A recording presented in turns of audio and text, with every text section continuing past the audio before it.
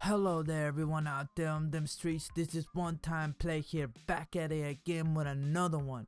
On today's video we're gonna discuss the latest Nerf to Gibby, which is not supposed to go live until next week, Tuesday, March 9, 10 a.m. Pacific if I remember correctly. But before we get to that, don't forget to subscribe to stay updated on Everton Apex. The Nerf is as follows, and it says the Gibby dome is no longer gonna have fast heals, which is kind of a big deal. I think it will be a bigger deal if they remove his fast res due to actually being pretty clutch, since his orbital strike and dome could be used in a way where it allows you to rest your whole team if they both went down. So I think that if they would have probably removed his fast res, maybe you see more lifelines around due to the fact that his orbital strike and dome is actually pretty useful, other than, you know, lifelines, care package and that sort of stuff. Yeah, you want fast res, but at what cost, right? So Gibby kinda just makes up for his big hitbox for being able to do all sorts of stuff. I mean, the fact that they remove his fast healings makes sense. And it does kind of like ruin a little bit of like the pace of fights due to being allowed to pop a bat fairly quickly in between fights, and bubble dance even better like that. And in case you guys don't know what that is literally popping in and out of a dome, especially with a Gibby and a Mastiff. A Gibby and a Mastiff in a dream is probably the worst thing you want to encounter. You don't want to run into a Gibby with a Mastiff and a dream. You know, those are dangerous fellas right there, I'm telling you. Now, one thing I do want to really make very clear is that this will not make or break Gibby. I think that his fast res will be the only issue. If they do take that away from him, Gibby might suffer some pick rate, but it wouldn't be anything very significant.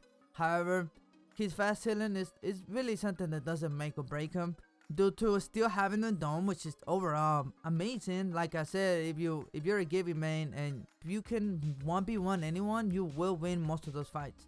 That depends on you having the same amount of shields as the other guys, so that you have more health overall. You take less damage due to fortify, that fortify passive.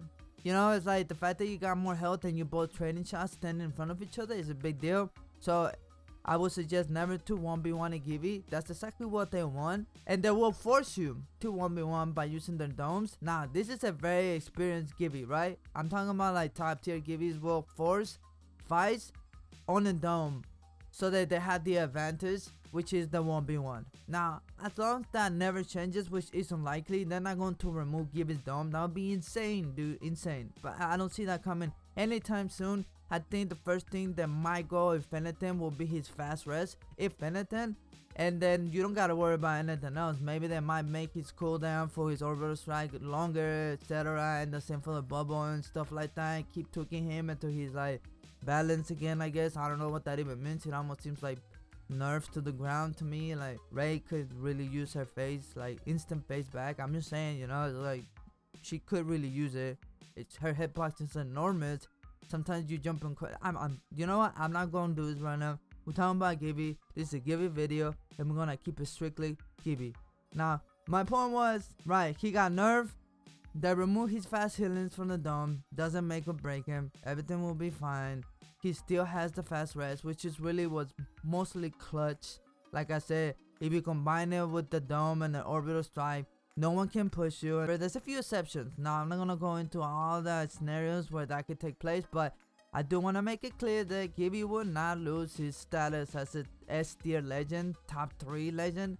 And so do not worry if you're somehow thinking of maining Gibby, because, you know, you can win more fights with Gibby without a doubt. That's just a thing that he has going for himself due to the gun shield. Oh, and I almost forgot.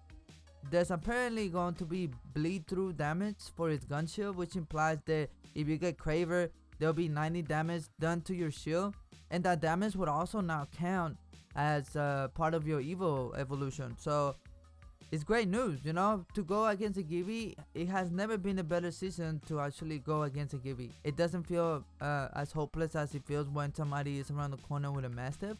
So that's nice to know that that pressure doesn't exist and it makes you want to change the entirety of your play. But you know, we will see changes soon and things will change and it will feel more balanced, I suppose.